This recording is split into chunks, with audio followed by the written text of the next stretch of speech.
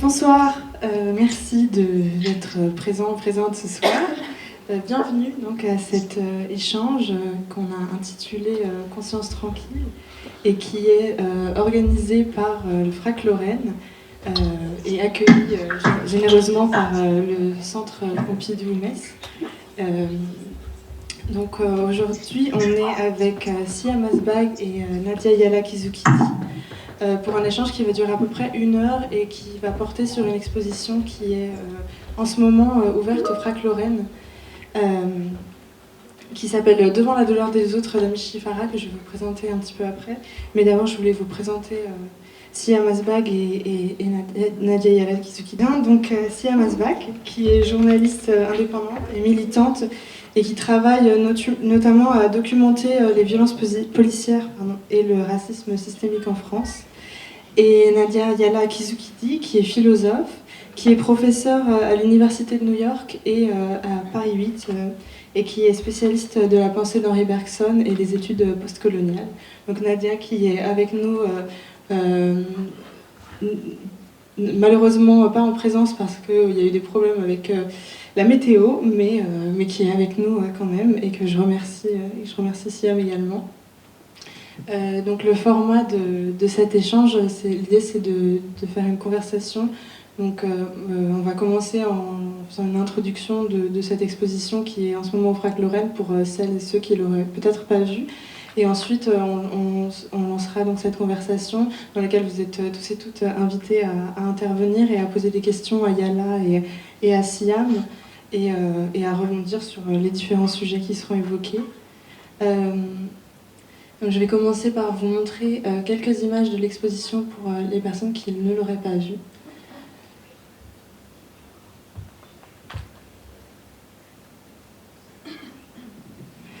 Donc cette exposition qui s'appelle Devant la douleur des autres, c'est une exposition d'un artiste qui s'appelle Amishi Farah, qui est basé à Berlin, qui est un artiste australien et qui a travaillé sur invitation du FRAC Lorraine à une exposition autour des images de souffrance, notamment dans le contexte de la circulation d'images venant de Gaza et le contexte du génocide en cours à Gaza.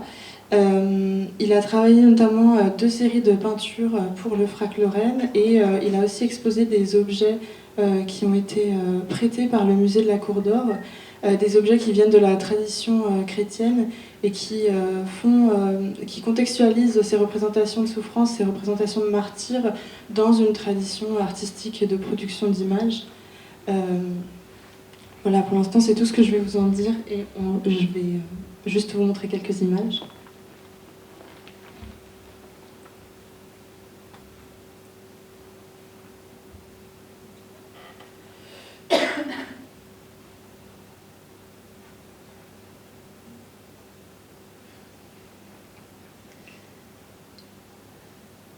Et on va revenir à Yala. Voilà. Et pour commencer, on a échangé brièvement ensemble avant cette conversation et est venu un sujet, une image qui est celle qu'on a reçue récemment, qui est liée à une une perpétuation de violences qui sont celles de la police de l'immigration aux États-Unis, ICE. On a, je pense peut-être parmi vous, quelques personnes l'ont vu, il y a eu une vidéo qui a circulé d'un assassinat par cette police d'une femme aux États-Unis qui s'était placée comme témoin sur une situation d'une descente en fait, de cette police et des images qui ont fortement fait écho, je pense à des images qu'on a vues en France qui ont été celles de la mort de Nahel Merzouk en 2023, qui avait été aussi tué par la police. Je voulais entamer cette conversation en peut-être vous demandant à toutes les deux qu'est-ce que ces images avaient évoqué pour vous et dans quel contexte vous les avez reçues. Peut-être Yala, si tu veux commencer. Oui, je ne sais pas si vous voulez commencer par une personne en présence virtuelle, ça marche. Déjà, je voulais vous remercier. Je suis très contente d'être là, même sur ce mode. Mon train a été annulé. C'est pour ça que je ne suis pas ici. Et que la conversation se fera de cette manière. Et ce qui est triste, parce que l'incarnation, c'est tellement important. Mais bon, en tout cas, je vous remercie. Et je vous remercie de me pardonner, en tout cas, de cette forme de présence. En fait, je vais pas... c'est compliqué, parce que je n'ai pas forcément dormi. Je fais partie de ces gens qui regardent des informations avant de se coucher, sur leur portable, sur les réseaux, etc. Donc j'ai beaucoup scrollé en fait sur tout ce qui s'est passé, tout ce qui s'est passé dans la nuit en fait, et notamment cet événement. Et c'est vrai qu'il prend un peu une dimension différente parce que depuis 1 an et demi maintenant, je suis entre les États-Unis et la France pour un détachement en fait dans l'enseignement supérieur. Et je suis arrivée au meilleur moment de l'histoire de ce pays, en plein pendant la campagne présidentielle, et avec tout ce qui suit, qui n'a rien de vraiment surprenant si on s'intéresse un petit peu à la politique de ce pays et à ce qui est incarné par ce qu'est devenu le Parti républicain aujourd'hui. Et c'est vrai que j'ai pas forcément, j'ai du mal à réagir à chaud en fait, comme je te le disais auparavant, parce qu'il y va de la mort d'un être humain, il y va d'une vie qui est piétinée, qui est violentée. Et c'est vrai qu'il ne s'agit pas de dire qu'on ne peut pas analyser, etc., mais les images disent tellement plus que la simple mort de cette personne que j'ai besoin d'un peu de temps, en fait. Mais quand j'ai vu une vidéo d'un intellectuel américain, états-unien, que j'apprécie beaucoup, je ne sais pas si vous connaissez l'intellectuel et théologien Cornel West, qui est un théologien, pasteur, philosophe très important aux États-Unis, africain-américain, qui a fait une très belle intervention autour de ce qui s'est passé donc, dans les rues de Minneapolis, à quelques mètres de l'endroit où avait été tué George Floyd il y a 5 ans, en fait. Dit bien, en fait, que quelque chose, une tonalité de ce régime se joue à travers cette mort, en fait. Ça la rend pas forcément exceptionnelle, parce qu'il y a même quelque chose de structurel, mais quelque chose de l'ordre du basculement, en fait, où finalement, toutes les personnes de cette société apparaissent comme des cibles dès lors qu'elles n'adhèrent pas au projet de société qui leur est imposé. Ce qui fait qu'on assiste vraiment à un basculement, et c'est ce que ressentent, je pense, beaucoup de personnes qui vivent aux États-Unis ou qui perçoivent en tout cas ce qui se passe aux États-Unis, dans le sillage de ce qui s'est passé au Venezuela il y a quelques jours, et cette espèce de venue de nouvelle année qui témoigne de la brutalité des nouvelles formes d'imposition politique dans toutes leurs formes, je dirais presque nécropolitiques pour reprendre ce terme, qui se dévoilent dans ce pays et dont les victimes sont effectivement une partie des Américains, mais aussi une partie du monde en fait. Et donc je voulais pas forcément commencer par ça parce que c'est un sujet, c'est à chaud, ça témoigne d'une certaine manière de la mort. Ce que je trouve aussi très difficile, et c'est la raison pour laquelle j'étais contente de revenir en France, mais je me rends compte qu'en France on ne parle que des États-Unis, mais tout le temps, pour une raison certes, parce qu'on est peut-être, la situation géopolitique de notre pays fait qu'on est dans des liens de dépendance qui ont des effets sur nos manières de vivre, etc. Mais moi j'ai besoin d'opérer ce que le penseur Samir Amin, le marxiste égyptien des années 80, disait, j'ai besoin de faire une déconnexion, en fait, une déconnexion totale, et notamment en saturant l'espace de cette présence américaine, on oublie aussi qu'on est témoin d'autres morts, en fait. On est témoin de cette mort-ci, mais on est aussi témoin d'autres morts.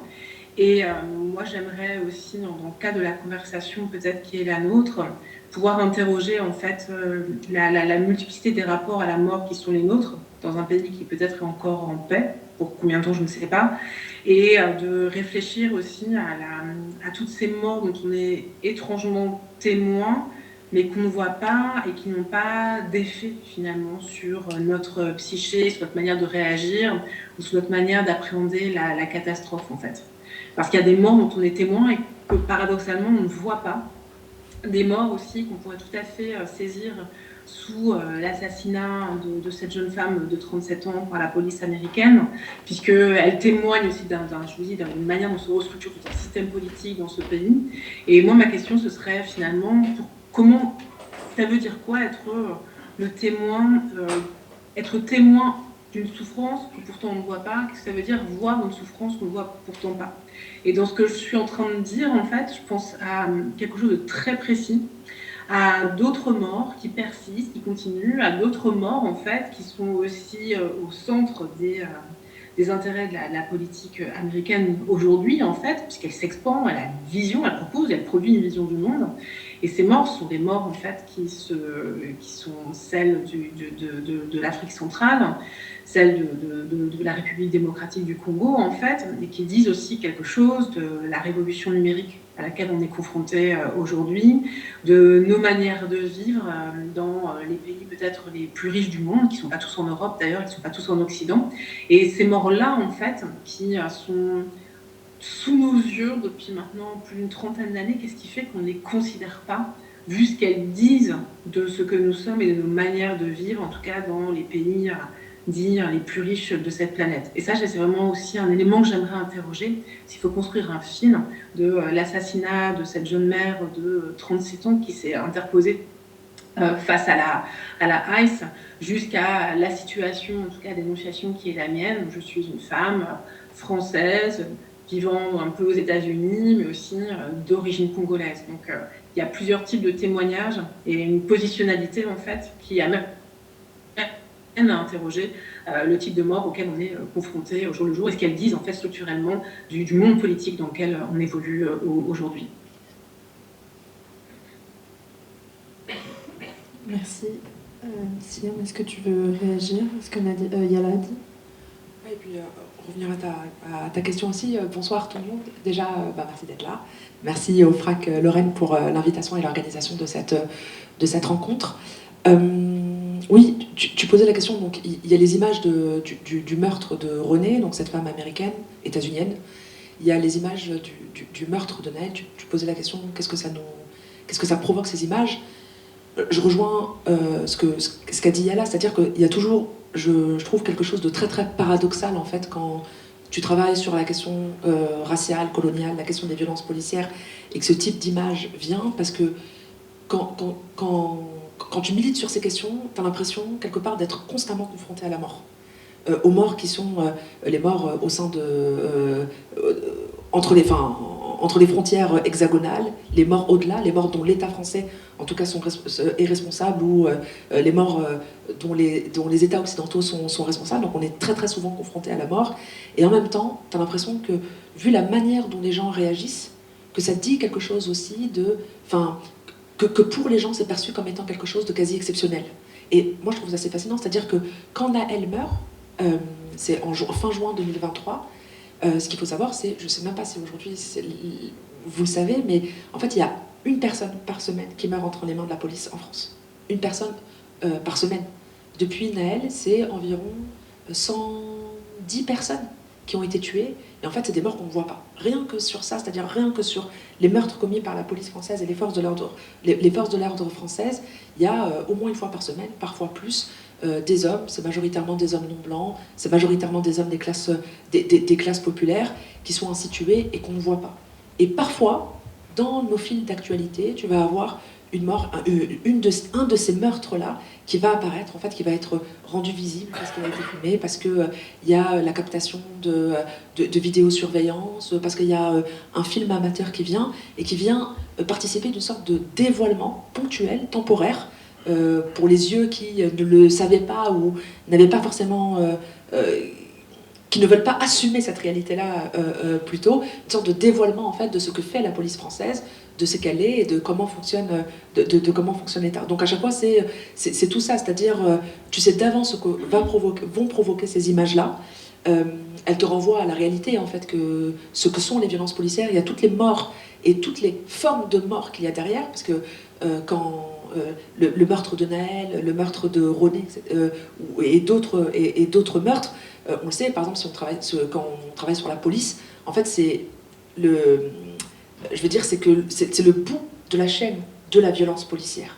Et il y a une imposition de ce que certains intellectuels, penseurs, militants nomment des formes de mort. C'est-à-dire que les hommes non blancs, principalement, et les non blancs de manière générale, sont constamment cantonnés, en fait, à des formes de mort. Et tu vois, et c'est partout. En fait, c'est partout.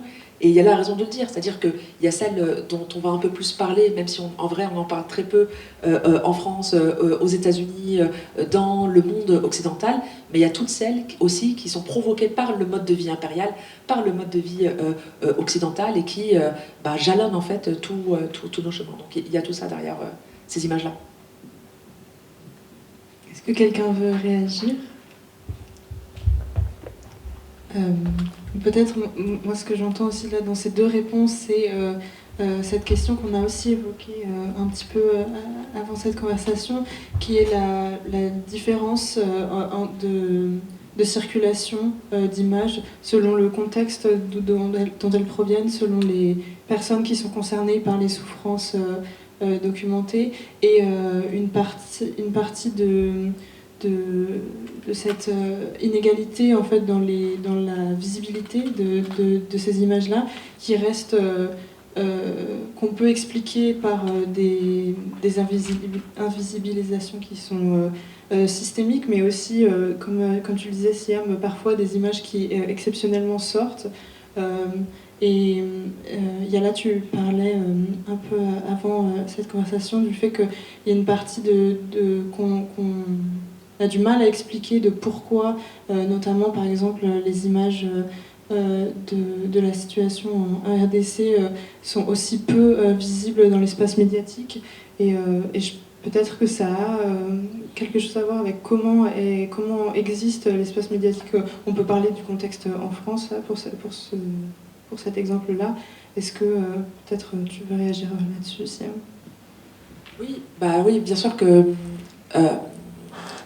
qu'il y a des différences en fait de traitement de ce qui se passe, en fait des différentes formes de violence à travers le monde et au sein même de l'Occident, et que ça dépend beaucoup de qui raconte l'histoire en fait, et de quelles histoires on veut raconter et donner à voir. Je trouve que la question palestinienne, c'est un très très bon exemple de ça aussi, c'est-à-dire à quel moment, sur la situation en Palestine, on en parle beaucoup depuis le 7 octobre 2023, parce que c'est à partir de ce moment-là que le récit médiatique redit il y a quelque chose qui se passe, mais parce que on touche à des vies en fait qui, pour l'espace médiatique occidental, sont considérées comme étant beaucoup plus importantes que les autres. Et en fait, c'est ça qui se joue, c'est-à-dire que derrière les images qu'on voit, il y a cette question de la hiérarchisation raciale, coloniale des vies. Quelles vies sont importantes et méritent d'être défendues, et quelles vies ne sont pas importantes et ne le méritent pas, en fait, et donc ne méritent pas d'être visibilisées. Et après, sur les images qu'on voit, moi je trouve que c'est intéressant aussi, notamment à travers le prisme palestinien, de réfléchir à qu'est-ce qui est montré. Et en fait, il y a une facilité, paradoxalement aussi, à montrer les images de corps non blancs en fait en souffrance. C'est-à-dire que les images qui vont beaucoup circuler de Palestiniens, c'est des images de Palestiniens morts, de Palestiniens en pleurs, de Palestiniens en souffrance extrême. Et en revanche, il va y avoir une censure encore plus grande sur les images de Palestiniens qui résistent, en fait, qui s'affirment, qui existent en fait politiquement de mille et une manières différentes, qui vont moins susciter d'intérêt, qui vont moins susciter de partage, qui vont moins être présentes, parce que ça correspond aussi à une certaine manière de penser les non-blancs, de penser les corps non-blancs et de les assigner en fait à une certaine place. Et donc, ouais, il y a tout ça qui se joue autour de la question de qu'est-ce qu'on montre comme image en fait, à quel moment, pourquoi et qu'est-ce que c'est censé, dire quoi. Yala, est-ce que tu veux réagir? Oui, en fait, je me sens assez en accord. Ça va pas être une conversation. Je me sens assez en accord avec ce que tu viens de dire, Siam, en fait. Et ce qui est assez paradoxal aussi, c'est que la manière dont on témoigne de la souffrance de l'autre annule sa souffrance. C'est-à-dire que finalement, on la naturalise, on l'ontologise. C'est que finalement, le cri d'une mère palestinienne, c'est un cri parmi les autres qui annule tous les cris, en fait. Et je vois ça également quand je vois comment sont représentés, en tout cas, les morts, en tout cas, sur dans certains conflits sur le continent africain, à travers les médias français, dont je connais en plus pas mal d'historiens en fait, qui travaillent très sérieusement sur la question des représentations médiatiques des conflits africains en France, en fait. Et ce qui est intéressant aussi, c'est la manière dont les morts qui se situent sur le continent africain sont également naturalisées. Et ça vient fonctionner avec un ensemble de représentations du continent fortement racialisé, fortement raciste en fait, où finalement, là aussi, on a affaire au continent des damnés. Et les damnés, ils vivent en enfer, et en enfer, on ne vit pas en fait. Et donc finalement, on a la répétition de ces représentations qui font que les morts qu'on naturalise sont des morts qui nous insensibilisent et qui nous amènent à produire des discours du type « Ah ben tiens, finalement, là-bas, ces gens-là sont ingouvernables, ça ne se passe que comme ça. » Et on a plus affaire à quelque chose qui relève de la nature humaine. Tiens, les Africains sont comme ça, les Noirs sont comme ça, plutôt qu'à des vrais phénomènes politiques contre lesquels il faut combattre, des régimes de violence, en fait, qui sont provoqués par des formes de relations économiques de déprédation, des choix politiques ultra-violents, de nouvelles itérations du fascisme, etc., qui méritent un discours de combat, en fait, mais en naturalisant ces morts, on fait comme si finalement ça allait de soi, en fait. C'est pas un accident, c'est une manière d'être qui est propre à ces peuples. Et moi, je le vois particulièrement avec la RDC. Donc déjà, je pense que personne ne comprend rien à ce conflit, que personne ne comprend rien à la violence structurelle qui a saisi toute cette région, Ouganda, Rwanda, RDC et d'autres depuis les années 90, dans le sillage du génocide contre les Tutsis du Rwanda. Et personne ne voit aussi comment ces espaces qui sont restés des grands camps d'extraction, comme l'ont été les colonies. Une colonie, c'est quoi? C'est un camp d'extraction de la force de travail et des ressources en matière première, en fait.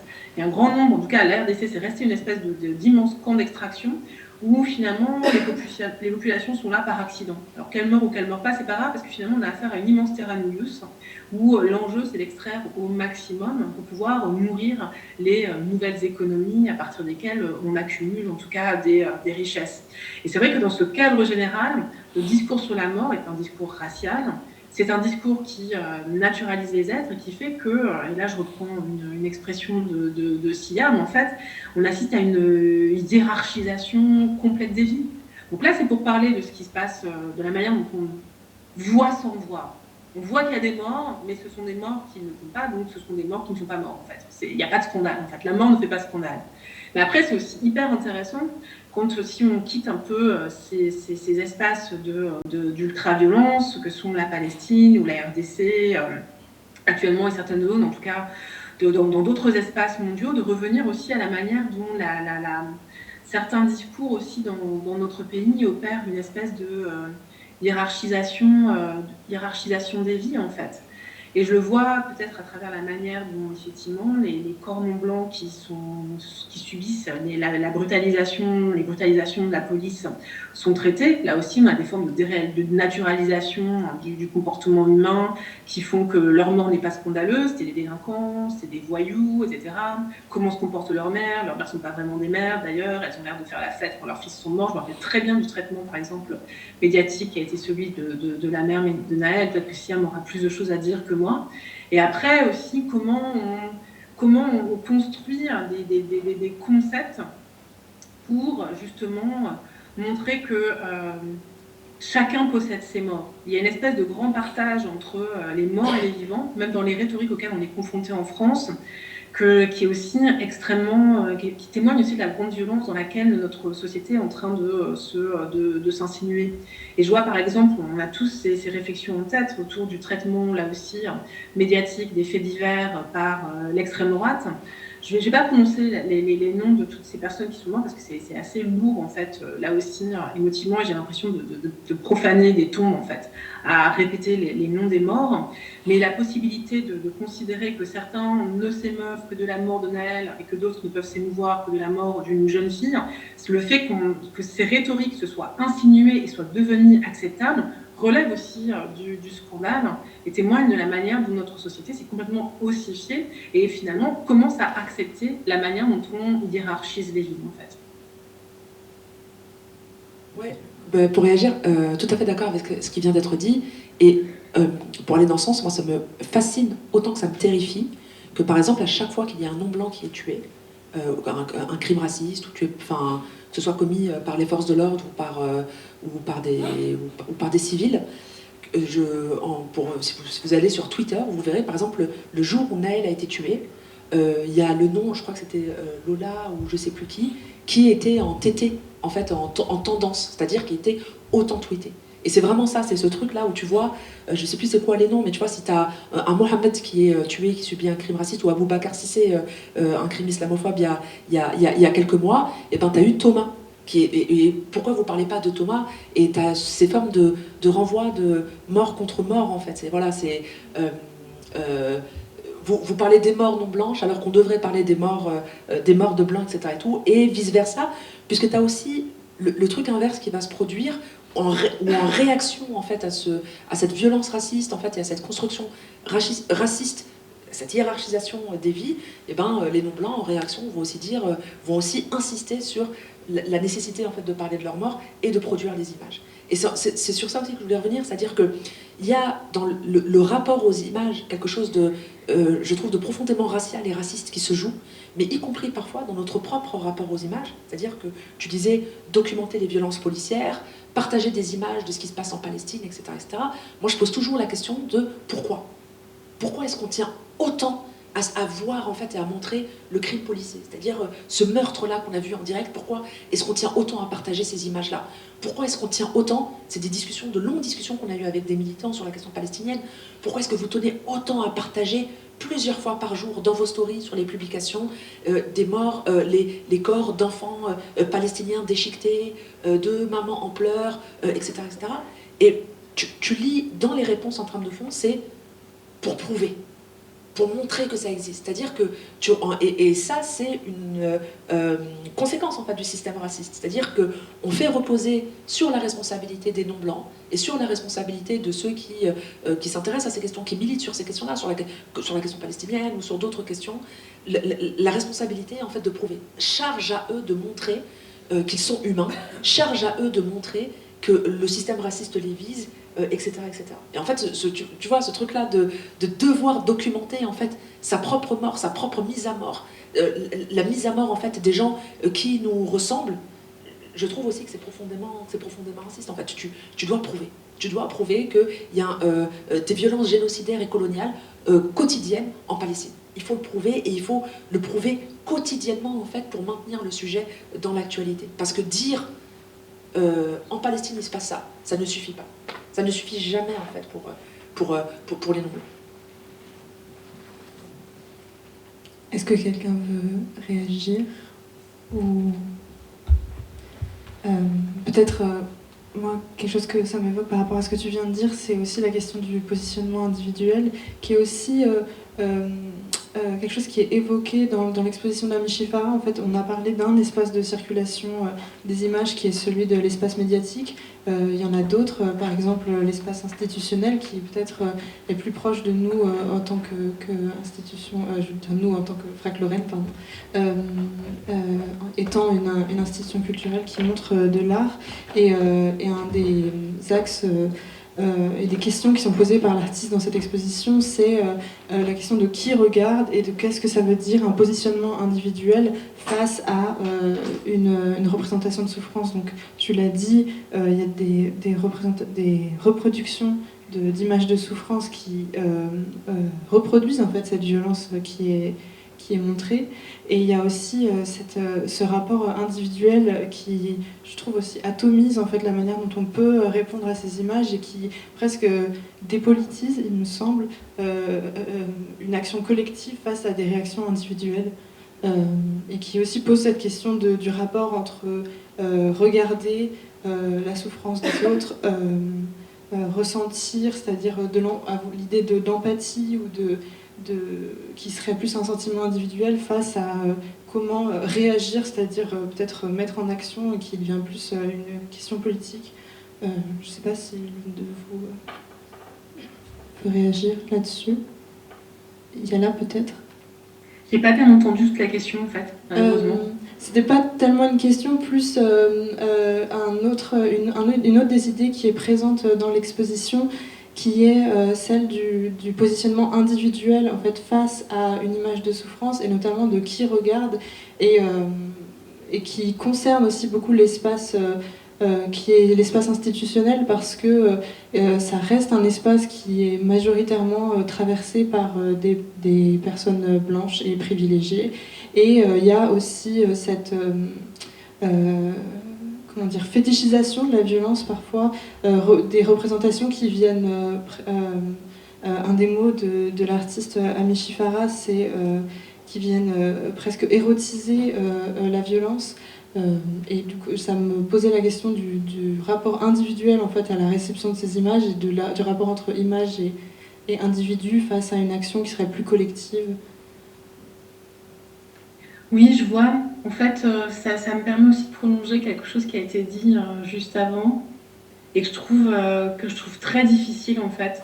Quand Siam disait que finalement, on doit prendre en charge presque notre humanité, parce qu'on doit constamment prouver que c'est là, et donc mettre des photos pour pas être contesté. Ce que je trouve très très dur dans cela, c'est que même si on prouve, la contestation elle est omniprésente en fait. Et ce qui est, comment dirais-je, difficile aussi, c'est que c'est ce qu'on disait tout à l'heure, c'est que parfois, montrer annule le fait même de montrer. C'est-à-dire qu'on est confronté à une espèce de paradoxe hyper dur. Et je ne suis pas en train de jouer avec les mots ou de faire des pirouettes, où plus on montre, plus on annule. Et en même temps, on est pris dans la nécessité de montrer. Mais ça ne veut pas dire finalement que ça va avoir des effets immédiats sur des consciences, sur des transformations politiques et structurelles qui sont finalement une nécessité pour transformer la société ou arrêter des massacres en fait. Et ça, c'est ce que je trouve aussi, comment dirais-je, d'une grande difficulté en fait, c'est d'interroger les raisons. Enfin, est-ce que ça fait partie de cette érotisation finalement de la violence ? Je ne sais pas. En tout cas, pour aller dans une autre direction, moi, je me suis pas mal interrogée, et ça va pas immédiatement dans la question de la monstration, mais plutôt dans le fait de témoigner de quelque chose. Et ça va reprendre la question des institutions. Qu'est-ce que je fais quand je parle de racisme, en fait ? Et à qui j'en parle ? Et je sais que dans mon parcours individuel, je n'ai jamais en tout cas témoigné du type d'humiliation, de micro-agression raciste auquel j'ai été confrontée par exemple dans le milieu professionnel où il n'y a pas beaucoup de non blanc en fait. Et je me suis demandé aussi pourquoi, parce que le paradoxe, et c'est ce dont témoigne l'ensemble de victimes, c'est que dès qu'on commence à parler, on est confronté de manière assez immédiate à des réactions, à des propos qui annulent notre parole. Dès qu'on commence à témoigner de quelque chose, on est confronté à des formes de déni où finalement ce dont on témoigne, ce qu'on croit prouver, ce qu'on croit pouvoir déployer de manière très très rationnelle avec des preuves tangibles, est immédiatement déréalisé et nous renvoie à notre propre folie, en fait, une propre folie intérieure, à des effets de fabulation et à d'imagination. Et ce que je trouve compliqué en fait dans le rapport à la violence, dans notre capacité soit de témoigner de violences qu'on subit peut-être au quotidien, de violences individuelles, quelle que soit leur nature, ou face à des violences de masse en fait, c'est que c'est la mise à l'épreuve du régime de la preuve en fait. C'est la manière dont finalement nous on est confrontés à la nécessité de dire pour dénoncer, pour activer quelque chose politiquement, et cette espèce de mur de silence en fait et de déni qui vient immédiatement annuler la parole. Et c'est ce que je trouve peut-être compliqué en fait dans toutes ces réflexions sur la violence. Et là aussi je le vois par exemple avec, je vais revenir toujours à mon exemple sur les morts, etc., qui se situent dans le centre de l'Afrique, où la question c'est finalement, on en parle tout le temps, et on en parle même d'une manière qui est très bizarre, au sens où les gens passent leur temps à dire « ce sont des morts qu'on ne voit pas ». Et ce discours-là, il est omniprésent. Et cette omniprésence dit bien que constamment, on est confronté à la mort et que des gens en témoignent, et précisément pour annuler le fait que nous voyons effectivement ces morts. Et c'est vrai qu'il y va quelque chose d'une manière, par moment, de comment on fait pour marketer la mort, en fait. Comment on fait pour en faire un objet qui s'inscrit dans un storytelling qui est audible, c'est terrible ce que je suis en train de dire, qui est audible et qui fait qu'à un moment, il va y avoir des réactions adéquates, institutionnelles, politiques. Je ne parlerai pas de communauté internationale, parce que là vraiment c'est tellement vaporeux et c'est un non-sens, donc je ne veux pas la mobiliser.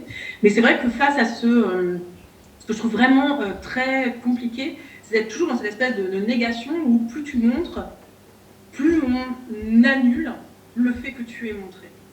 Et c'est cette difficile situation, en fait, à laquelle on est souvent confronté quand on commence à écrire, quand on commence à travailler, en tout cas, sur certains types de morts, des types de morts de personnes qui, pour beaucoup, ne devraient pas exister, ou face à des types de morts, en fait, qui nous renvoient à des espaces qu'on sent à méconnaître, en fait. Et c'est vrai que toujours pour parler de ces morts, en fait, en tout cas non occidentales, peut-être qui se déploient ailleurs qu'en Europe, il y a cette loi, en fait, c'est pas une loi, hein, mais c'est cette espèce d'image qui est mobilisée souvent dans le milieu médiatique, celle de la loi du mort kilomètre. C'est-à-dire qu'un mort à côté de chez nous, c'est un scandale, c'est une tragédie, et puis finalement, un génocide à plus de 10 000 km, plus de 1000 km, c'est un non-événement. Je suis pas sûre de croire en ça, en fait. Je suis pas sûre de croire en cela, mais par contre, ce qui m'interroge vraiment, c'est de me dire qu'est-ce qu'on entend par proximité, en fait. Parce que quand je parle de nos manières de vivre, de la manière dont nos sociétés reposent sur des pratiques extractives, etc., ça, c'est de la proximité. Enfin, ma vie, l'abondance sur laquelle je repose, qui est certes limitée, on sait dans quel espace d'insuffisance on évolue, mais toute cette abondance-là, en fait, c'est ma vie, ce sont nos proximités, en fait. Et donc, comment on se rapporte à nos vies, comment on se rapporte à la paix dont on bénéficie, comment on se rapporte à des formes, en tout cas, de possibilités de se sédentariser, d'avoir une existence, d'avoir des espaces de repos, en fait, qui impliquent, en tout cas, le fait que des vies entières dans d'autres espaces soient complètement annulées, en fait. Et ça, pour moi, c'est pas penser de la distance, c'est plutôt essayer de réfléchir à comment on se rapporte à ce qui est proche de nous, à ce sur quoi repose en fait notre vie réelle, celle à laquelle on est confronté tous les jours et qu'on voit tous les jours en fait. Je ne sais pas si je suis d'une grande clarté, mais c'était vraiment ce que voulait la manière de répondre à cette remarque que tu faisais. C'est très bien, merci. Tu voulais réagir aussi? Ouais, non, je suis d'accord, et tu posais la question de notre position individuelle face aux images. Moi, je trouve que de manière générale, je me méfie beaucoup des images, et je me méfie beaucoup des images où l'on voit justement ces mises à mort, en fait, ou ces morts, ou ces souffrances. Et tu me diras, c'est paradoxal pour quelqu'un qui documente, par exemple, les violences policières, mais j'ai fait le choix de montrer très très peu d'images. Je ne partage pas, en fait, ou très rarement les images, parce que je trouve effectivement qu'elles annulent plus qu'elles apportent. Je trouve qu'elles nourrissent en fait une forme d'impuissance collective et une dépolitisation. Pour deux raisons majeures. D'abord sur cette question de la charge de la preuve, ce que je disais, c'est-à-dire que en fait, ça nourrit l'idée que pour qu'on nous prête de l'attention et pour que les choses changent, il faut montrer, il faudrait prouver, etc., etc. Et derrière, moi je lis souvent il faudrait comment l'appeler, mais le problème du malentendu. J'ai l'impression que beaucoup de gens se disent, finalement, si la question de la Palestine n'est pas prise en compte, si la question des violences policières n'est pas prise en compte, si la question des crimes racistes n'est pas prise en compte, c'est parce que, en fait, les gens ne savent pas ce que c'est. Il y aurait comme une sorte de malentendu, en fait, de grands malentendus, où il n'y aurait pas suffisamment d'éléments qui viendraient corroborer, en fait, ce que nous voyons, ce que nous constatons, ce que nous avons documenté, etc., etc. Une sorte de malentendu. Et donc, pour déjouer ce malentendu, il faut prouver. Il faut dire, il faut redire le nombre de morts qu'il y a eu, il faut montrer les photos, il faut montrer les vidéos, il faut refaire en fait sur les questions de crimes policiers par exemple ou de crimes de masse, il faut faire des expertises en fait avec des images, montrer que à telle heure, à tel endroit, le policier a menti parce que c'était pas possible, son tir, nanana, etc., etc. Voilà, il faut tout ça. Mais plus tu participes à nourrir tout ça, plus tu nourris en fait la bête raciste qui remet sur tes épaules en fait la charge de la preuve et qui finalement remet en cause en fait tous nos récits. Donc ça c'est la première des raisons, ça nourrit une forme de dépolitisation. Il n'y a pas de malentendu, c'est ce qu'on répète tout le temps, il n'y a pas de malentendu, il n'y a pas d'incompréhension, il y a une hiérarchisation des vies. En fait, les gens, tout le monde a vu ce qui s'est passé en Palestine, tout le monde. Depuis le début, nous on dit, il n'y a personne qui n'est pas au courant, tout le monde est au courant. Un génocide comme ça, filmé H24 en 4K, il n'y a personne qui peut dire on n'est pas au courant. Il n'y a personne qui peut dire sur Terre, à part, vraiment à certains endroits marginaux, il n'y a personne qui peut dire on n'est pas au courant. Donc la question c'est, qu'est-ce que tu fais de l'information? En fait, il y a ceux qui ont été transportés parce qu'ils ont vu, qui ont été, qui se sont dit, ou bien parce qu'ils étaient déjà,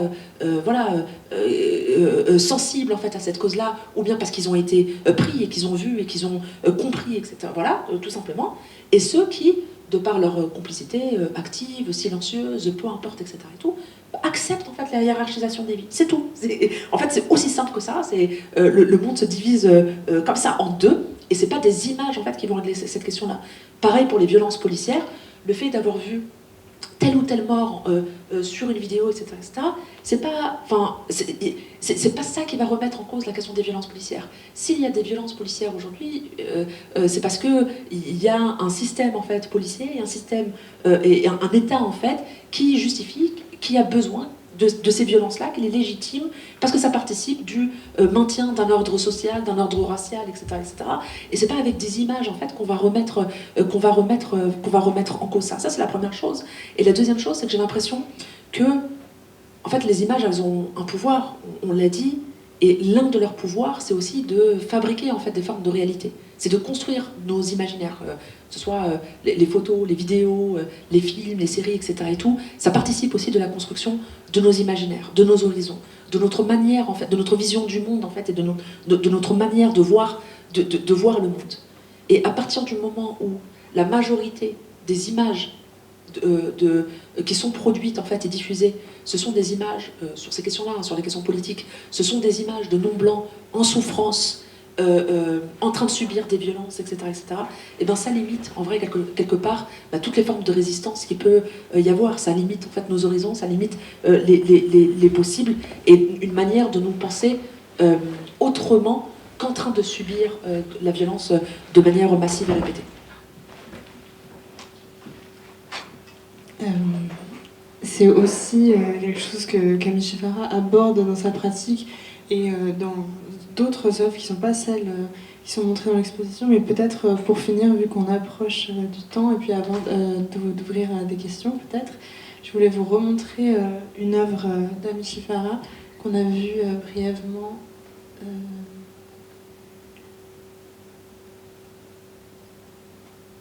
Donc qui sont ces...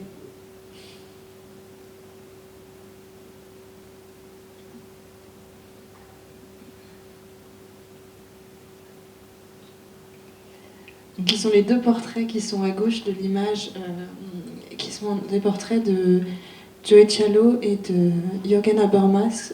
Jürgen Habermas qui est un philosophe allemand qui a travaillé notamment sur la communication à la sortie de la Seconde Guerre mondiale et sur le langage et sur une possibilité de réparer ou en tout cas de reconstruire une société dans laquelle la communication entre les personnes n'était plus possible. Et Joey Tchalo qui était... sénateur pour la culture, pardon, j'arrive pas à vous le montrer, mais en Allemagne, entre 2020 et 2024, si je ne me trompe pas, et qui a notamment beaucoup travaillé à imposer à des institutions culturelles une certaine définition de l'antisémitisme, qui reconnaissait les critiques de l'État d'Israël comme un antisémitisme, et qui a... et donc c'est des questions qui ont aussi soulevé beaucoup de questions en Allemagne autour de la liberté d'expression et de l'indépendance artistique. Et ce portrait-là, je voulais juste y revenir parce que sur cette question des images qu'on peut montrer, de celles qu'on ne peut pas voir, qu'on ne peut pas montrer. Donc c'est un portrait qui a été fait à partir d'un autoportrait de Joey Chalo, qui était sur la couverture de son livre, donc un autoportrait qu'il avait choisi pour se représenter. Et Amishi Farah a fait cette peinture à l'issue d'une invitation d'un musée allemand qui lui a fait une carte blanche. Et donc il a reproduit ce portrait dans une forme qui est assez proche de l'image originale d'une certaine manière et assez presque neutre, on pourrait dire, même si c'est jamais neutre, mais et en fait, quand il a donné donc, ce portrait de Joey Chalo à l'institution l'a refusé parce qu'elle n'a pas pensé qu'il était possible pour elle de montrer cette peinture, ou alors que la montrer serait faire un affront qui les mettrait en péril d'une manière ou d'une autre. Donc c'est un type d'image qui n'est pas montrable. Et je voulais terminer là-dessus parce que donc, cette figure de Joey Chalo, elle a été mise par Amishi Farah en miroir de la figure d'Habermas, qui est aussi quelqu'un qui a incarné une forme d'espoir au sorti de la guerre pour s'extraire de l'horreur que représentait la Shoah et l'ensemble des crimes de guerre de la Seconde Guerre mondiale, et qui est cet espoir qui s'est incarné par une croyance dans un universalisme, dans une possibilité universelle de communiquer. Et on a parlé d'espoir un peu tout à l'heure. Il y a d'autres pièces qui sont présentes dans l'exposition, qui sont des pièces, donc, comme je vous l'avais dit, issues des représentations de souffrance de la religion catholique. Mais en discutant avec Yala et Siam, on a réfléchi à peut-être parler d'espoir à travers un autre axe qui n'est pas celui du langage et de la communication, mais qui est plutôt celui de la religion. Et donc là, peut-être, Yala, je te passe la parole. Hop, tu réapparais à l'écran. Oui, alors c'est vrai qu'après tout ce qu'on a dit sur la mort, on a l'impression de l'espoir vient comme un lot de consolation. Et je suis pas sûre que ce soit la bonne consolation, en fait. Alors, parce que je sais que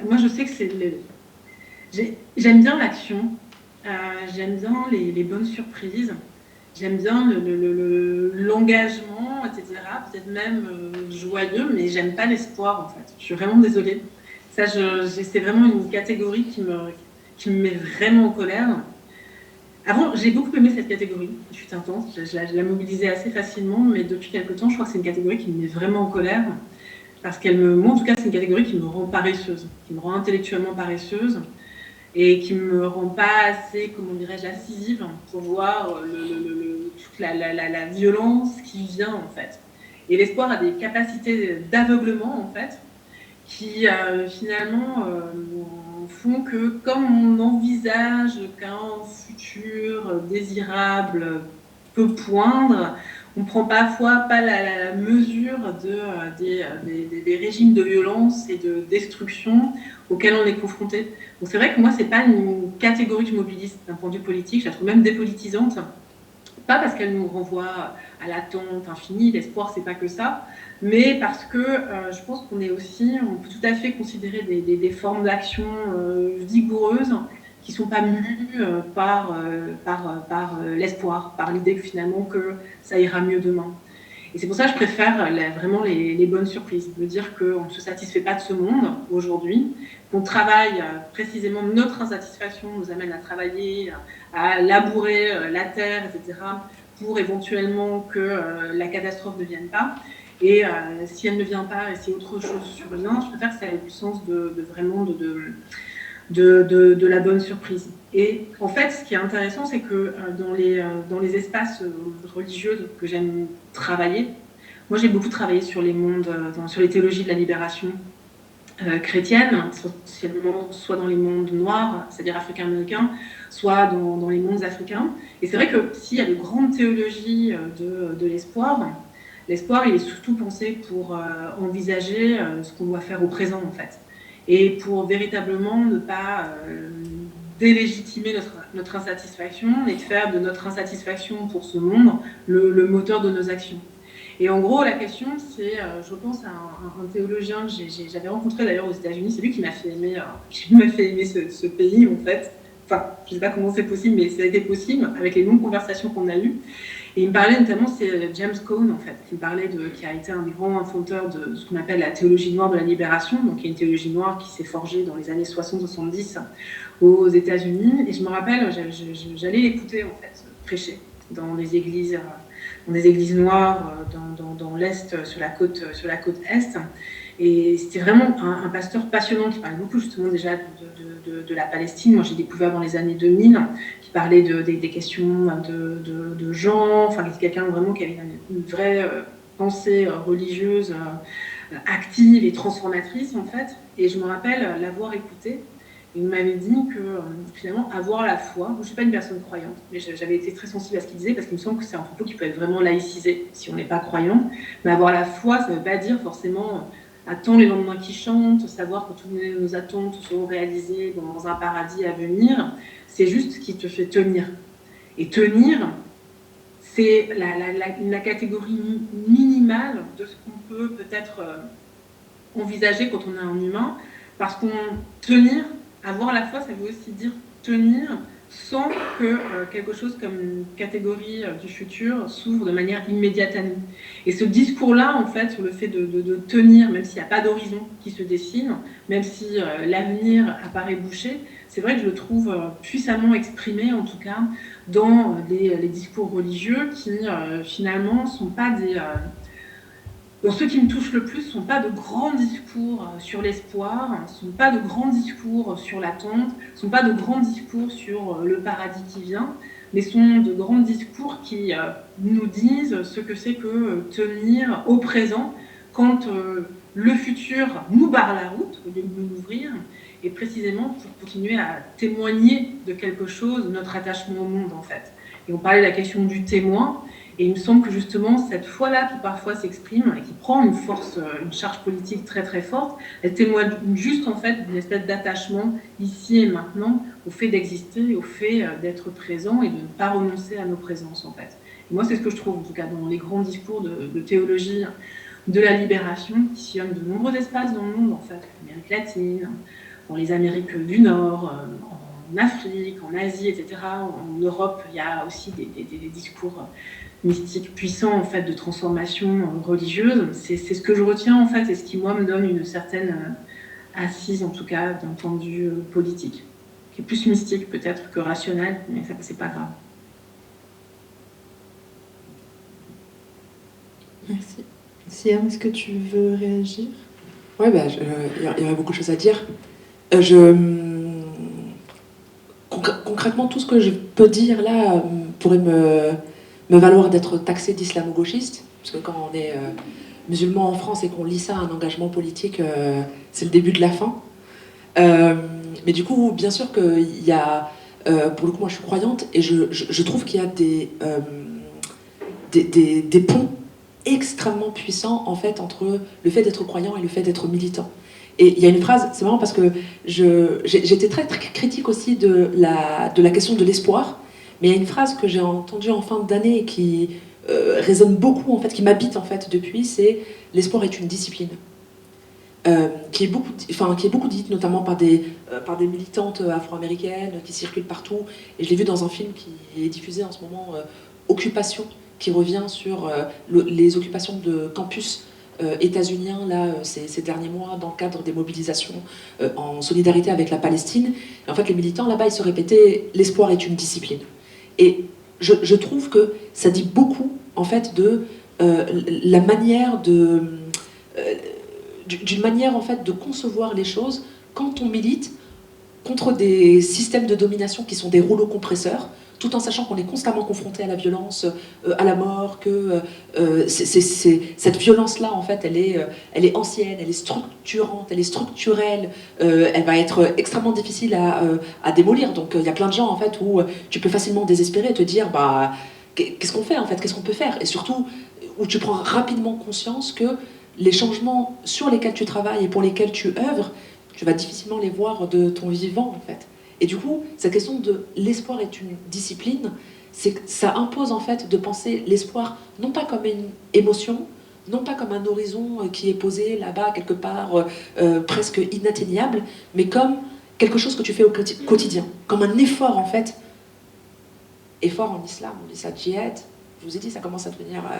on est sur une pente glissante là. Mais nous on dit le djihad, contrairement à ce que racontent CNews et le ministre de l'Intérieur, le djihad c'est un effort contre soi-même. C'est une bataille que tu te livres quotidiennement, c'est l'effort contre toi-même pour le collectif. Donc cet effort-là, l'espoir comme un effort en fait du quotidien, mais avec des actes du quotidien, comme un acte de foi. J'espère, mais je ne fais pas juste qu'espérer, cet espoir je le nourris. J'en fais une discipline, ça veut dire que je l'accompagne. Je fais des actions en fait quotidiennement qui me permettent qui permettent en fait de poser pierre par pierre, brique par brique, de participer en fait d'un effort individuel et d'un effort collectif. Ça, je trouve que c'est, je trouve que c'est très très intéressant et je trouve que ça nourrit et que ça permet un peu de sortir du désespoir et de se dire, en fait, je fais ma part. C'est ça en fait, l'espoir est une discipline, c'est-à-dire que on a tous voilà, c'est Frantz Fanon qui disait chaque génération a sa mission en fait. Chaque génération a une mission en fait pour l'émancipation et l'humanité. Et donc, chacun doit y participer. Il n'y a pas de secret. Chacun doit y participer. Et donc, chacun doit faire sa part. Et c'est cette part-là qui nourrit nos résistances en fait et la suite quoi. Mais ouais, l'espoir comme acte de foi et comme discipline, je pense que c'est contre le désespoir, c'est intéressant. Merci. Est-ce que quelqu'un a une question, peut-être? Pas sur le djihad, parce que c'est compliqué.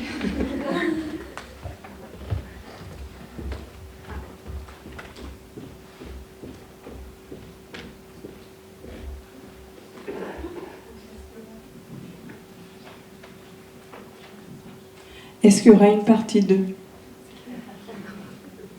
Peut-être à suivre dans les programmes du FRAC Lorraine.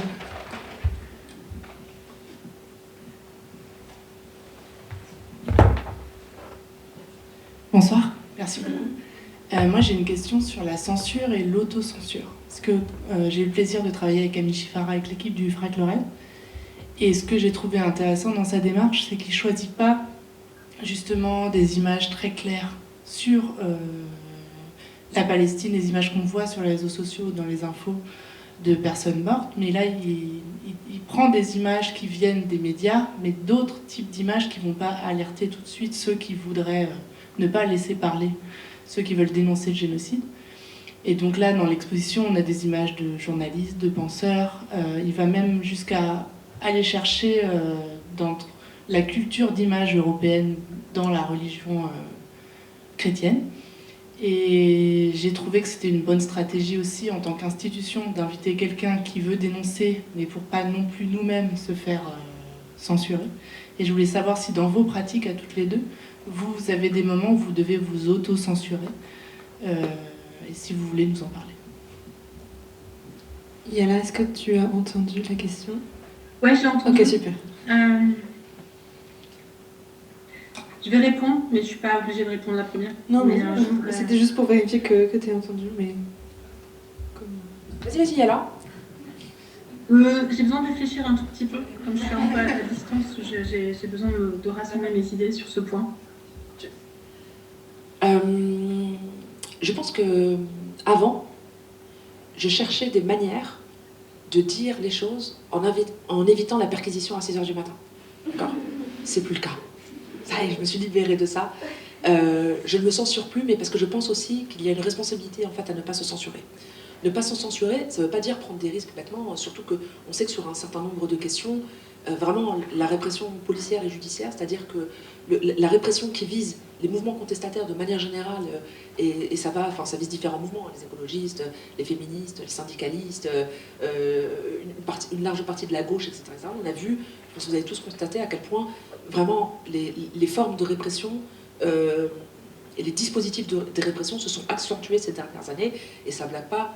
Encore ce matin, on était au téléphone avec un militant qui a subi une perquisition hier pour des tweets sur la Palestine. Avant-hier, c'était une mère de famille de 65 ans, la pauvre, qui a été, pareil, perquisitionnée et cueillie le matin chez elle pour une critique pour le coup, de la Palestine, des États-Unis et de Macron. C'était trop, là c'était la totale. Mais du coup, voilà, ça a un coût véritable. Et du coup, je comprends. C'est-à-dire que tout dépend de ce que tu as envie de faire et tout dépend des limites de chacun, mais je comprends que face à cette répression-là, qu'il y ait des gens qui se disent voilà, il faut trouver des stratégies en fait, d'évitement, de contournement pour essayer de se maintenir et de ne pas payer trop fort le prix de la répression. Mais je pense aussi, voilà, c'est une position politique maintenant que je voulais assumer et qu'on est plusieurs à assumer, je pense aussi qu'il faut des gens pour dire, comme il a dit notre président, qui viennent me chercher. Qui viennent me chercher, nous aussi, qui viennent nous chercher, c'est pas grave, et d'assumer ça, d'assumer en fait des prises de position qui peuvent paraître radicales, qui peuvent paraître, qui peuvent déranger, etc. Tout, mais pour faire aussi avancer le débat public, tout en sachant que, je pense que quand on regardera dans plusieurs décennies les choses, là quand je dis qui viennent me chercher, on parle de positions qui sont, je veux dire, qui pour n'importe quel vrai militant des droits de l'homme, militant anticolonial, vraiment militant de l'égalité, de la justice, etc. et tout.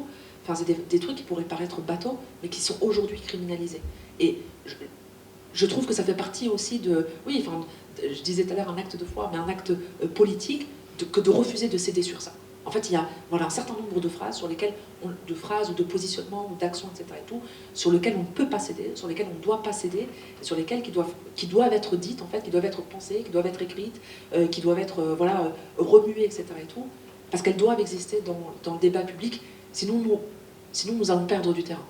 Sinon nous perdons. C'est-à-dire que si tout le monde accepte la censure et l'autocensure, si tout le monde pratique ça, s'il n'y a pas des voix, des organisations, etc. et tout, qui résistent à ça, il y a des discours qui ne seront plus, il y a des paroles qui disparaîtront, en fait, qui s'évanouiront, et nous allons perdre du terrain, et je pense qu'il ne faut pas en fait perdre du terrain. Oui, là aussi, je suis assez sensible à ce discours. Là, c'est plutôt sur une situation à laquelle je suis confrontée, puisque comme je vous le dis, je suis aux États-Unis depuis 1 an et demi, et je suis arrivée au moment où la nouvelle administration a pris le pouvoir, avec les attaques qu'on sait sur les universités. Et ce qui était très intéressant, en fait, il y a une phrase qui revenait assez souvent, et moi je m'en suis tenue à cette phrase, c'est surtout « n'obéissez pas en avance ». Et ce que je trouve très intéressant, c'est dans la manière dont était reçue la masse de violence, en fait, continue. Chaque jour, quand on voit les fonds fédéraux qui sont cotés, la liste des mots, c'est un truc assez dingue, la liste des mots qui font que vous pouvez recevoir de l'argent ou pas, etc. Il y a le réflexe, en fait, de certains, était de se dire, non mais il ne faut pas... Comment je vais commencer à changer les cours, je vais commencer à changer mes types de cours, il y a des trucs que je ne vais plus enseigner, etc. Mais c'était intéressant dans cette dynamique, c'est que quand les choses ont commencé à se poser, donc c'était en mars 2025, c'est-à-dire 3 mois après le début de la prise de pouvoir, de l'inauguration, pardon, ce qui était intéressant, c'est de se dire, mais attendez, mais on n'a pas reçu d'ordre. Pourquoi il faudrait commencer à se mettre à anticiper des réactions à des ordres qui ne sont pas venus? Et là, c'est justement, on nous a, et c'était très intéressant de voir comment, en fait, la violence d'un pouvoir, dans sa manière d'instaurer la peur, fait qu'on anticipe finalement les ordres de ce pouvoir. Et c'est là, en fait, le piège, il était vraiment là. Il ne faut pas anticiper ce genre de choses. Il ne faut pas anticiper, comment dirais-je, la réaction. Et donc, effectivement, après, si on reçoit des ordres, moi, la question est claire. Je n'ai pas resté là, c'est tout. Parce que je ne suis pas allée là-bas, moi, pour recevoir les ordres d'un régime auquel mon vote n'a pas contribué à mettre au pouvoir, etc. Mais par contre, c'était vraiment intéressant de voir comment se mettaient en place des... j'ai pas envie de dire de la servitude volontaire, parce que je suis entourée de tellement de gens qui résistent au quotidien que c'est pas je peux pas mobiliser ce terme, mais de voir comment se mettre en place des mécanismes d'autocensure qui n'ont même pas été, comment dirais-je, finalement réclamés en fait par le pouvoir qui opprime. Ce qui fait que dans ce cadre précis, on perd effectivement du terrain, parce qu'on devient acteur, finalement, de la violence qui s'abat sur nous. Et ça, c'était vraiment délirant Donc en gros, l'idée, c'est que un moment où on il faut vraiment sortir de la peur, ça suppose vraiment des pratiques de convivialité. C'est-à-dire, c'est pour ça que je suis pas contente d'être en Zoom, parce que c'est vraiment là, ce qui tue la convivialité. Là, il faut être ensemble, entre humains, se voir, s'embrasser, se serrer, je ne sais pas. Mais il faut vraiment qu'on éprouve, en tout cas, nos chairs et nos corps, parce qu'elle est vraiment fondamentale, en tout cas, pour pas se laisser piéger par nos affects, pour pas se laisser piéger par nos peurs, et pas devenir acteurs nous-mêmes de la violence qui s'abat sur nous, en fait. Donc il y a ces questions qui se sont posées. Donc après, j'ai quelques règles pratiques. C'est qu'il faut vraiment apprendre à être je sais pas, enfin, une espèce de... je sais pas, il y a un peu une tête à claque. Il faut vraiment pas avoir peur, je pense, du pouvoir révolutionnaire de la tête à claque, c'est-à-dire la personne qui comprend pas les ordres, qui comprend pas ce qu'on lui raconte, qui quand on lui demande quelque chose, finalement, fait toujours j'ai pas trop compris, qu'est-ce que vous m'avez raconté. C'est vraiment un pouvoir terrible en fait que d'être comme ça, parce que vous refusez constamment d'obéir, même au quotidien en fait. Vous savez, les gens qui vont faire des petites techniques de sabotage, ni vu ni connu, etc., casser des petites choses, un peu ni vu ni connu. Il faut vraiment avoir cet état d'esprit en tout cas, ne pas se laisser surmonter par la peur. Et donc moi, le moment vraiment dans ma vie où j'ai été confrontée à un pouvoir en fait qui vous dit si vous faites ça, vous allez perdre des choses parce qu'il y a des répressions violentes. Tu parlais du film Occupation. Là, moi, je suis arrivée aux États-Unis dans un climat où tout le monde était silencieux en fait. Mais c'était pas le silence de la résignation. C'était un silence qui témoignait de ce que les répressions, de ce qui s'est passé sur les campus pour dénoncer ce qui se passait en Palestine ont été un moment, je crois, d'ultra-violence. Donc moi, je ne pouvais pas prendre la mesure parce que j'étais en France à l'époque, mais dont on pouvait prendre la mesure en arrivant dans le pays au regard du silence qui est installé, de l'incapacité des gens à parler, parfois à se parler entre eux, en fait.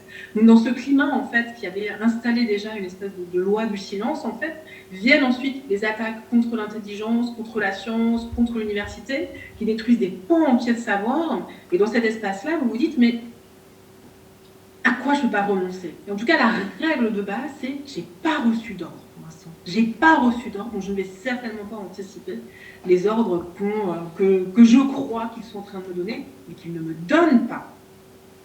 Et cette résistance, c'est même pas de la résistance, c'est comment faire pour ne jamais participer, je dis, à la violence qui s'abat sur nous, en fait.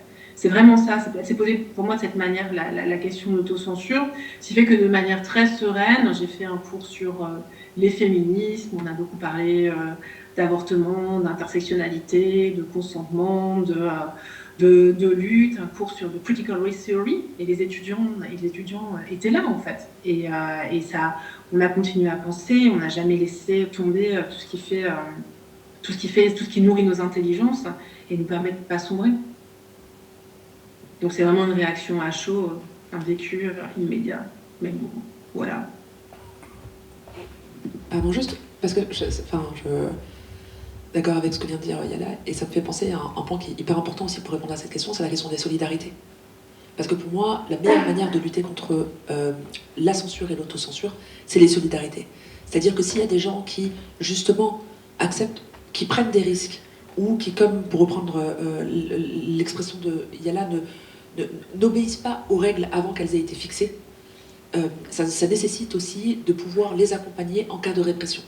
Ce truc-là, d'être là les uns pour les autres, en fait, d'avoir des réseaux de solidarité, des relations collectives, en fait, qui soient suffisamment développées, des tissus, en fait, associatifs, ou formels ou informels, qui soient suffisamment développés pour pouvoir se soutenir, en fait, les uns les autres en cas de besoin de répression. C'est très important. Et la solidarité aussi, dans la manière dont on la pense et dont on essaie de la mettre en œuvre sur cette question-là, c'est aussi de se dire que en vrai, stratégiquement, il y a aussi des gens qui soient dans des sphères institutionnelles, dans des sphères politiques ou dans d'autres types de sphères, on a besoin d'eux là où ils sont, et donc on a besoin qu'ils ne sautent pas tout de suite. Mais pour qu'ils ne sautent pas tout de suite, ça ne veut pas dire qu'ils ne fassent rien sur ces questions-là, sur des questions qui sont des questions de vie ou de mort, mais juste qu'on trouve un terrain d'entente, en fait, de stratégie, un juste milieu sur ce qu'ils peuvent faire le plus, ce que je veux dire, c'est le maximum qu'ils puissent faire pour participer de ces questions-là tout en se maintenant et qui arrange les autres. Donc ce travail en fait en collectif, en coalition, en coordination, pour faire avancer les choses, mais tout en le faisant de manière stratégique, je trouve que c'est hyper important. C'est-à-dire que face à l'autocensure, vraiment l'un des piliers, c'est la solidarité et le travail collectif. Merci. Est-ce qu'il y a une autre question? Du coup, en fait, vous avez un peu répondu à ce que je voulais poser, mais je voulais revenir sur cette idée d'avoir une manufacture du consentement qui s'est vraiment organisée médiatiquement, qui nous a, nous-mêmes, à travers cette charge raciale, forcés à être incombés, à nourrir ces preuves, et qui en fait a fait de nous des ressources du système pour justifier ces morts. Mais j'ai quand même l'impression que dans les mouvements étudiants, justement, on est revenu à cette idée de exister, c'est résister, et devoir montrer que la vie existe, c'est un moyen en soi de résister. Et j'ai l'impression que, justement, ce qui s'est passé sur les réseaux sociaux et qui nous a mis très en colère, mais qui en même temps nous a tués, et nous a rendus d'une certaine manière un peu collaborateurs, c'est un peu transformé en une colère qui venait d'une négation d'amour et d'avoir un besoin d'amour. Et de ce que j'ai observé en étant dans ces milieux militants, c'est justement des jeunes qui n'avaient pas besoin d'un nouveau mai 68 parce qu'ils voulaient juste pas aller en cours et que ça les arrangeait, mais qui ont fait preuve d'une solidarité que j'ai jamais vue ailleurs, qui se sont organisés pour que ceux qui pouvaient pas protester parce qu'ils étaient sous titre de séjour soient protégés et soient mis en dernière ligne s'il le fallait, que les corps blancs soient mis en première ligne pour protéger les corps racisés, que les réseaux financiers entre étudiants s'organisent pour pouvoir se nourrir lors d'occupation. Et du coup, j'ai l'impression que même si on a perdu un peu cette idée du care et de se protéger entre nous par ces réseaux amicaux et d'amour, on est quand même revenu à travers la question palestinienne, à travers le génocide à Gaza et en Cisjordanie, à cette idée que résister en montrant l'amour, c'est probablement la meilleure solution qu'on a. Du coup, je voulais avoir votre avis. Et aussi, j'ai en image ces idées qui ont probablement le plus marqué les gens et qui pourtant ont été les plus rares.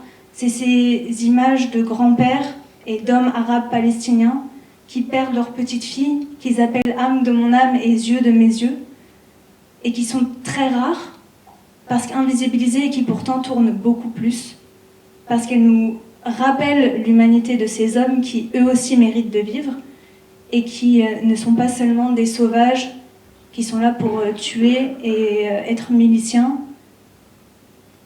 Voilà, je voulais juste avoir votre retour.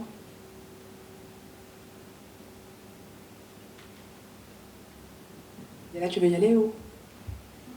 Non, ça va. D'accord. Sur la première question, oui, je suis tout à fait d'accord. C'est-à-dire qu'on a effectivement, sur la séquence en fait là, qui s'est ouverte, alors qu'il n'y a pas de nouvelle, hein, mais qui s'est ouverte en octobre 2023, on a effectivement sur les 2 ans une politisation massive de la jeunesse, de ce qu'on appelle la Gen Z, partout dans plusieurs pays, que ce soit les pays du Nord ou les pays du Sud global. Et on sait à quel point la question palestinienne, elle participe en fait de cette politisation et de ce bouillonnement collectif. On l'a vu, alors que ce soit sur les campus aux États-Unis, en France, je sais pas, enfin, en Hollande, partout en fait, il y a ça. Et on sait à quel point vraiment la question palestinienne, elle a nourri ça. Donc ça, oui, bien sûr, ça existe. Et bien sûr que ça dit quelque chose aussi de cette génération. Ça fait partie de cet espoir. C'est-à-dire que c'est pour beaucoup d'entre nous, c'est une source d'espoir immense. C'est-à-dire que voilà, c'est un espoir qui est une discipline et qui est actif et qui a montré que les gens, cette jeunesse-là, elle n'avait pas peur de dire des choses, que le discours s'est radicalisé sur la question palestinienne, que ça y est, on avait mis de côté les faux semblants et qu'on abordait, en fait, on avait une approche résolument décoloniale et assumée. Donc ça, c'est hyper intéressant aussi, et qu'on était prêt à prendre des sacrifices. On était prêt à prendre des sacrifices. En France, on a vu la répression dans les universités, elle a fait des dégâts.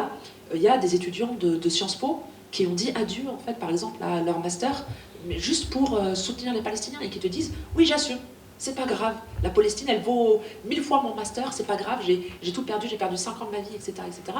Mais c'est pas grave, en fait, parce que je crois en ce que je fais, et parce que c'est important, et parce que c'est plus important que mon parcours universitaire, mon orientation professionnelle, etc., etc. Et ça, c'est forcément de très très bons indicateurs pour nos luttes. Mais ce qui est intéressant, c'est que je m'intéresse beaucoup à la communication et beaucoup à la communication digitale.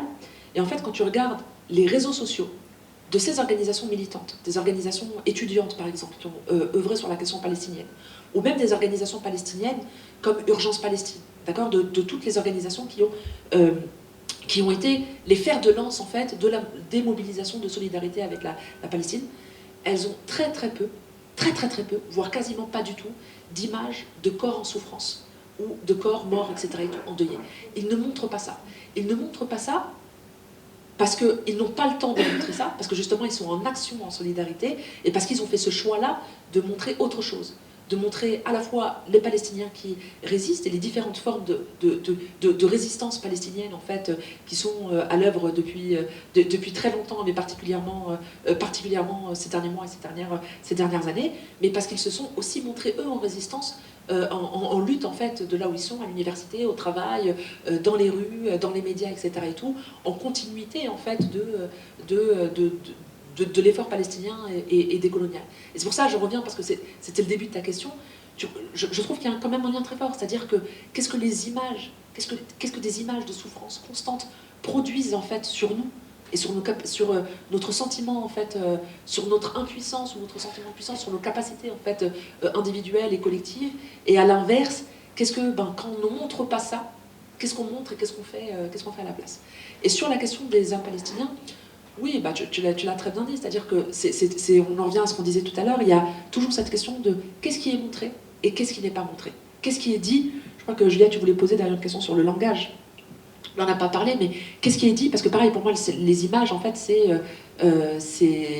des photos, les vidéos, les photos, c'est des images qui parlent, en fait, mais c'est une forme de langage. Et donc, qu'est-ce qu'on choisit de dire et qu'est-ce qu'on choisit de ne pas dire, en fait.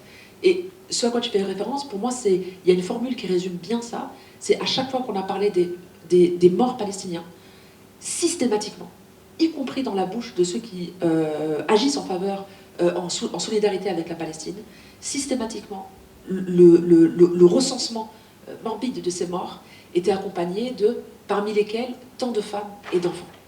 Et ça, on sait c'est quoi derrière, c'est-à-dire que c'est l'incapacité, l'absence totale de volonté, en fait, de considérer les hommes palestiniens et les hommes arabes, les hommes non blancs de manière générale, comme des vies qui valent d'être défendues. Et si on ne les considère pas comme ça, c'est parce que derrière, il y a cette question de les hommes, c'est, en tout cas dans la manière dont c'est considéré, c'est eux qui représentent le danger le plus grand. C'est ceux qui portent les armes, quelles que soient les armes qu'ils portent. Hein. C'est ceux qui sont en résistance, c'est ceux qui participent en fait de la contestation de l'ordre établi, etc. Et tout. Les femmes aussi, elles y participent, mais l'œil occidental voit toujours il a toujours un plus mauvais regard en fait sur les hommes non blancs que sur en tout cas sur les hommes palestiniens que sur les femmes palestiniennes. Donc évidemment qu'il y a tout ça derrière et que du coup les collectifs en fait qui sont en lutte contre ça, qui participent en fait à déconstruire ces récits et à raconter quelque chose d'autre, ils vont mettre un point d'honneur en fait à travailler sur ces questions et à offrir quelque chose d'autre.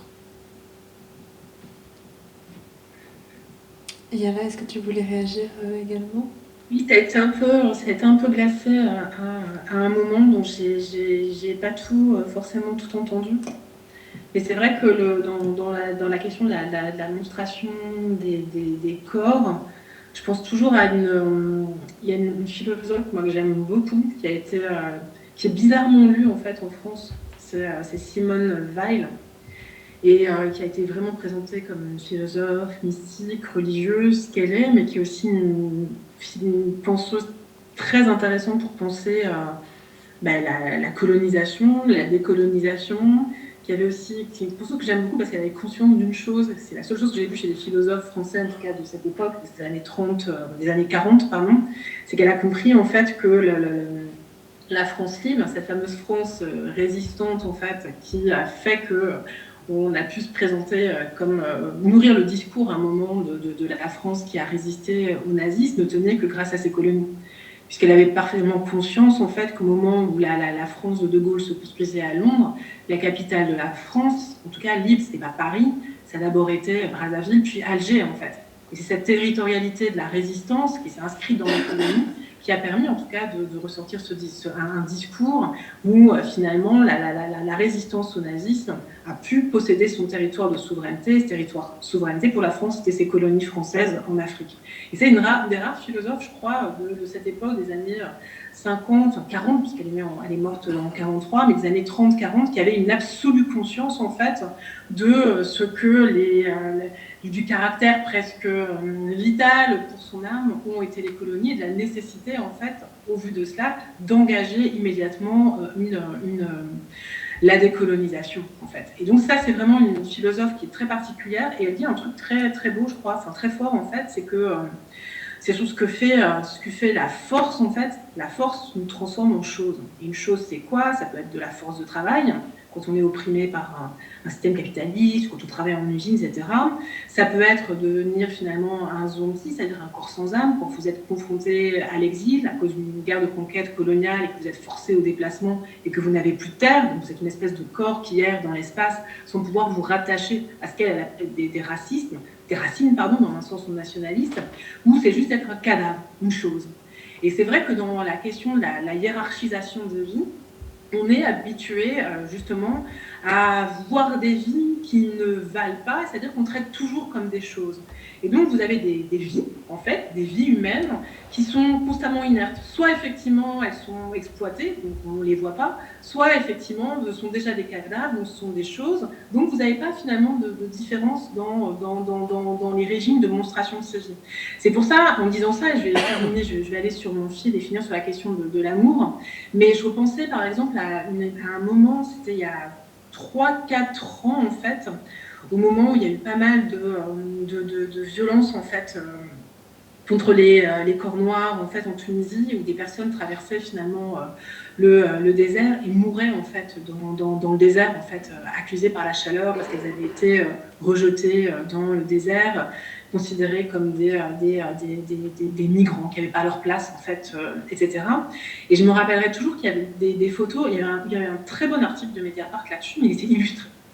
Il était illustré par la photo du corps d'une femme allongée dans le sable avec son enfant. Et moi, je me rappelle, j'écris pas souvent en fait aux médiateurs, mais je me rappelle avoir écrit, je dis mais pourquoi vous avez montré cette photo? Elle sert à quoi? Je ne comprends pas pourquoi vous montrez cette photo, parce que ça s'inscrit finalement dans une manière de voir ce type de corps où ces corps sont toujours des choses inertes, la force de travail, des esclaves ou des cadavres. C'est le même régime ontologique en fait. Et justement, en fait, ce sont des espèces de choses sans subjectivité. Et ce qui était très beau, en fait, dans la prise de parole qui était là, malheureusement, je ne peux pas vous voir, je suis désolée, ça déréalise un peu le zoom, mais la question de l'amour, mon âme et mon âme, je me penche sur ma fille, tout d'un coup, on a un corps qui est pas... On a une subjectivité. On a une personne qui témoigne d'un rapport au monde, d'une relation avec le monde et d'une manière de l'habiter. Et c'est vrai que dans tous ces corps morts qu'on voit, ce sont constamment des corps sans sujet, des corps désubjectivés en fait, qui finalement ne font que prolonger le régime ontologique dans lequel on nous a toujours enfermés, celui de la chose.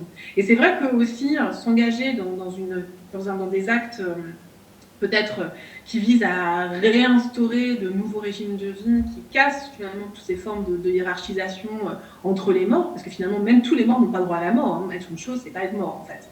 Et c'est témoigner de ça, montrer comment des subjectivités s'emparent du monde, ont une lecture du monde et l'agrandissent constamment, c'est vraiment en fait ce qui paraît important finalement de montrer. Comment des paroles, des personnes finalement inventent le monde, le façonnent en termes de dignité. Et ça m'amène, je vais terminer là-dessus, et là je vais dévier un peu. J'avais une discussion, je ne vais pas finir sur un autre philosophe que j'aime, Il y a quelques mois, un philosophe qui est très important pour moi est mort, en fait. Il s'appelle Valentin Mudimbe. C'est un philosophe aussi congolais qui a pas mal réfléchi sur un concept important qui s'appelle la bibliothèque coloniale. Et un peu dans le sillage d'Edouard Saïd, en fait, a réfléchi à la manière dont les savoirs coloniaux européens avaient inventé l'objet Afrique comme une négation de l'Occident. Une négation de l'Occident, qui plus est avec ce petit twist important, qu'on doit sauver d'elle-même, qu'on doit sauver de sa propre différence, c'est-à-dire qu'on doit civiliser.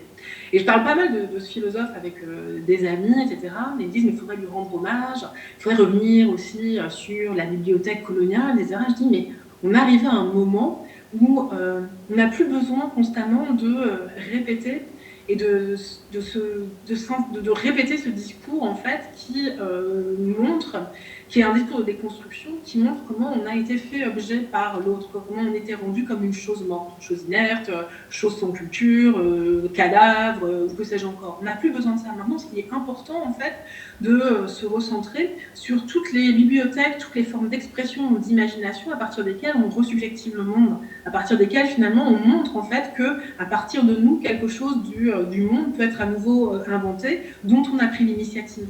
Et c'est vrai que dans ces questions, dans ce rapport à la souffrance en fait, d'être attentif à ce presque rien, à cette infinitésimale, qui peut-être pour, quand on est un grand militant et qu'on rêve de révolution, on a toujours l'impression que parfois le simple fait de mettre un pied devant l'autre, c'est pas grand-chose, mais ça témoigne en tout cas du fait qu'on a un certain attachement à la vie et qu'on s'engage de cette manière dans le monde. Je crois qu'il est extrêmement fondamental en fait de se nourrir de ça en fait.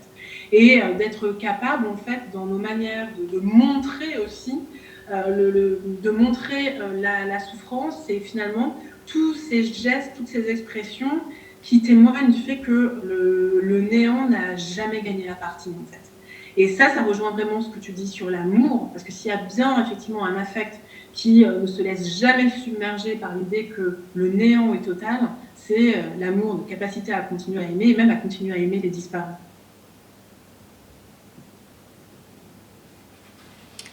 Merci beaucoup Yala. Je crois qu'on arrive à la fin du temps qui nous est imparti. Sauf s'il y a une dernière question absolument brûlante, je pense qu'on va s'arrêter là. Très bien, donc on va s'arrêter là. Juste avant de finir, je voudrais remercier Pierre-Louis Guérard et Léa Rossi du Centre Pompidou qui nous ont accueillis, puis le Centre Pompidou plus généralement. Et vous dire juste aussi que si vous avez envie de visiter l'exposition d'Amishi Farah, on a une visite réalisée par notre directrice Fanny Gonella qui est ce dimanche à 11h. Et on a une autre visite le mercredi 21 qui sera réalisée par l'ancien prêtre de l'église Saint-Maximin, Robert Scholtus. Et en fin de mois, on a 2 performances d'artistes qui s'appellent Soto Labor et Najimbi Goufati, donc n'hésitez pas. Et je voudrais remercier chaleureusement Siam Asbag et Nadia Yala Kisukidi pour leur participation et pour leur partage. Et vous remercier d'être venus. Voilà. Bonne soirée. Merci.